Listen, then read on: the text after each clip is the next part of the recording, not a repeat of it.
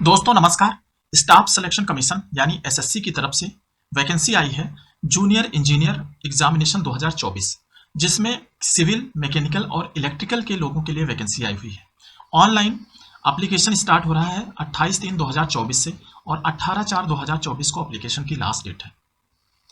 Post जो है वो बी ग्रेड की है, ग्रुप बी की, नॉन गैजेटेड है और नॉन मिनिस्ट्रियल है। ये लेवल 6 में आती है, जो 7th पे कमीशन है उसमें लेवल 6 में आती है। 35,400 से लेकर 1,12,400 तक सैलरी है। जो 35,000 स्टार्टिंग बेसिक रहेगा उसमें आपको 70,000 से कम सैलरी नहीं मिलने वाली है, तो सैलरी के बारे में सोचना नहीं है। उसके अलावा बहुत सारी और चीज़ें सैलरी के साथ में इस वैकेंसी में है, लेकिन आपकी पोस्टिंग जो हो सकती है ऑल इंडिया पोस्टिंग है, उस तरीके की बात जरूर सोचना है।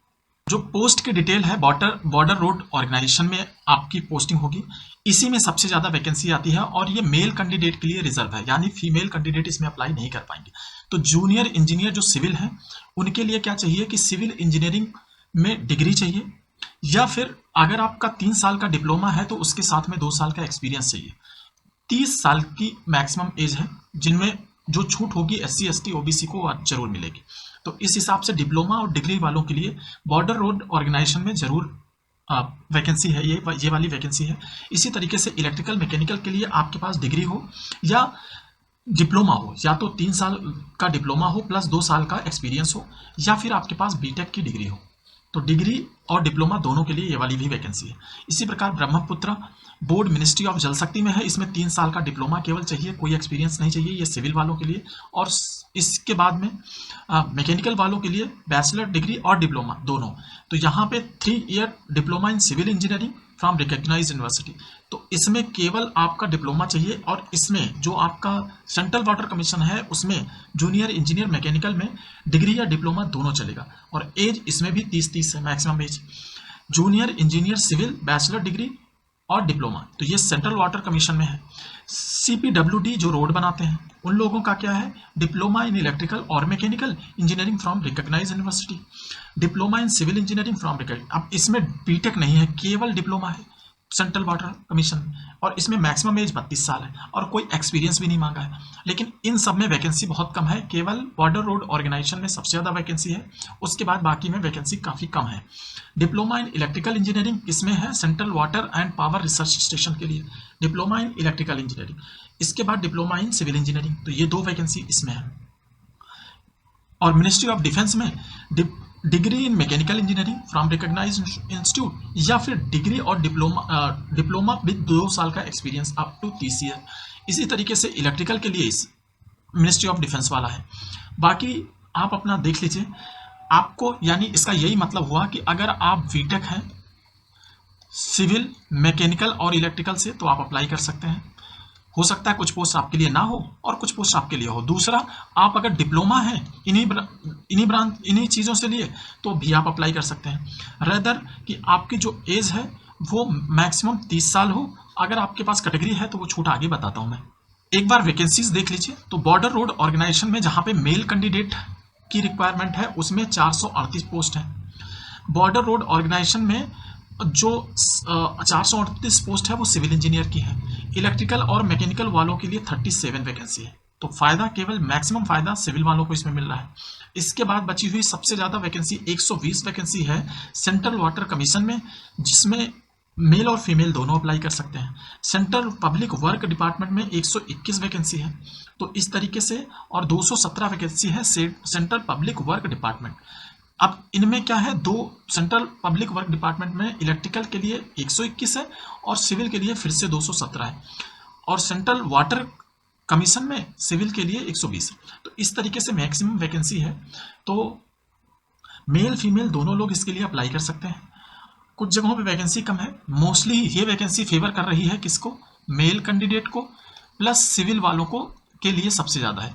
टोटल वैकेंसीज कितनी है वो एक बार ऐड करके देख लेना। अब जो नेशनलिटी या सिटीजनशिप है, नेपाल भूटान और इंडिया के सिटीजन अप्लाई करेंगे। इसके अलावा एज लिमिट जो आपको है वो जो 30 साल वाली वैकेंसी है उसमें ओबीसी को 3 साल और SC ST को 5 साल की छूट मिलेगी। इसका ये मतलब हुआ कि जो OBC का कैंडिडेट है वह 33 साल तक और SC ST का कैंडिडेट 35 साल तक और फिजिकली हैंडीकैप्ड कैंडिडेट 40 साल तक अप्लाई कर सकते हैं। और जिनमें वैकेंसी 32 साल की एज लिमिट है उनमें आप 3 और 5 जोड़ के आप देख लीजिएगा। जो फीस है वो 100 रुपये लगेगी, 100 रुपीज़। और इसमें भी छूट उन लोगों को है, लड़कियों के लिए छूट है फीस की, और उसके अलावा SC को छूट है, ST को छूट है, फिजिकली हैंडीकैप्ड को छूट है और एक्स सर्विसमैन को छूट है।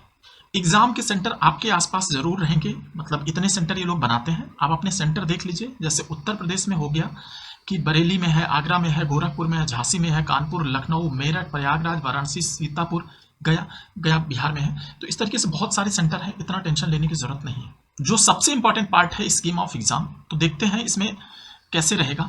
2 पेपर होंगे, यानी एक ही दिन 2 पेपर रहेंगे आपके, पेपर 1 और पेपर 2। ठीक है, पेपर 1 आपका रहेगा 200 नंबर का और पेपर 2 रहेगा 300 नंबर का।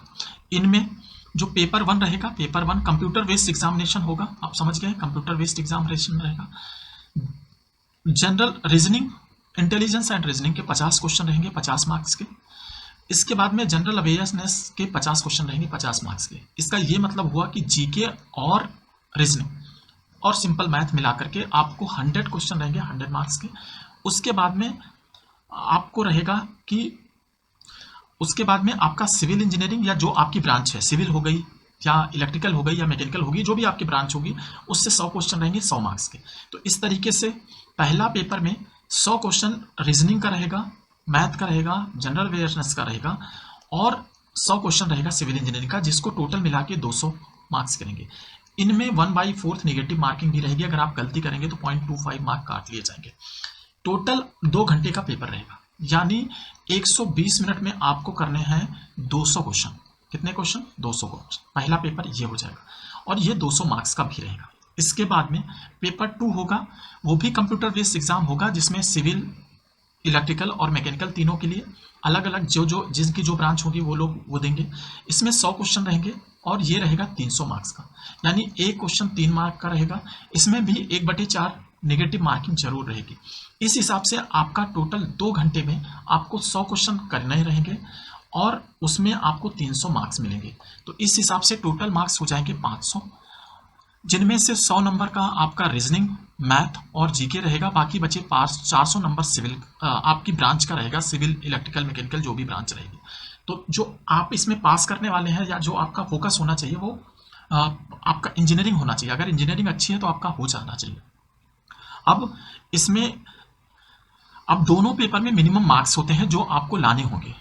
अगर वो नहीं लेके आते हैं,